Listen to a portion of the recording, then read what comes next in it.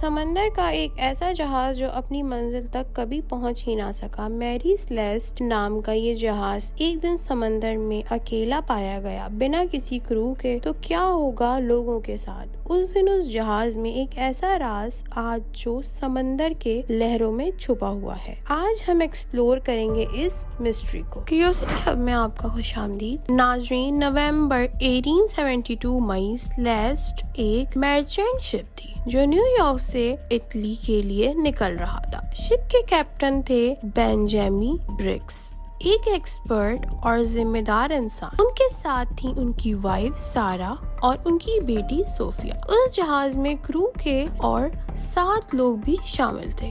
جہاز میں تھا الکوہل کارگو اور اٹلی میں ڈیلیور ہونا تھا۔ اس دن سمندر بھی خاموش تھا اور موسم بھی ٹھیک تھا۔ ایسا لگ رہا تھا یہ سفر نارمل ہونے والا ہے۔ پلین کے مطابق وہ لوگ اٹلی کے لیے نکل پڑے۔ ان لوگوں کو کچھ ہی دن میں اٹلی پہنچ جانا چاہیے تھا۔ اس کے کچھ دن بعد 4 دسمبر کو ڈیک رشیا نام کا بڑا جہاز اٹلانٹک اوشین میں سیر کر رہا تھا۔ اس کے کرو نے دیکھا ان کے آس پاس ایک اور شپ بھی موجود ہے، لیکن کچھ عجیب تھا۔ اس شپ پر کوئی موومنٹ نہیں ہو رہی تھی۔ جب انہوں نے اس شپ پر جا کر دیکھا تو پتہ چلا کہ وہ میری سیلیسٹ تھی، ایک دم خالی اور ویران۔ انہوں نے دیکھا کہ سارا کارگو کا سامان ویسے ہی پڑا ہوا ہے اور شپ لوگوں کا کھانا اور کپڑے بھی ویسے ہی شپ پر موجود ہے، لیکن ایک چیز مسنگ تھی، اس شپ کے کرو اور سارے لوگ۔ ان کو وہاں کوئی ایسا نشان نہیں ملا جس کی شپ پر کوئی لڑائی ہوئی ہو،